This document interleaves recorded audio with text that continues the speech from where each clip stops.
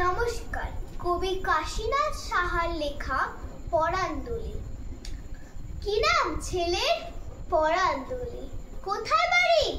Bell পাহাড়ি। কি আছে সেথা? দারিদ্রতা। কি আছে সেথা? দারিদ্রতা। আর কিছু নাই? খিদের বেলায় পড়াশোনা কেউ করি না। স্কুল আছে নয়কো কাছে, কত দূরে দীপান্তরে। মাস্টার কটা? মোটে একটা। স্কুল চলে গোলেমালে। বাবা আছেন স্বর্গে গেছে। মা কোথায়? রোগ শয্যায়। থাকিস কোথায়? গাছের তলায়।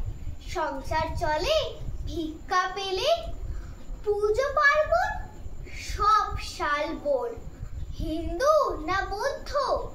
জনযুদ্ধ কেন হলি?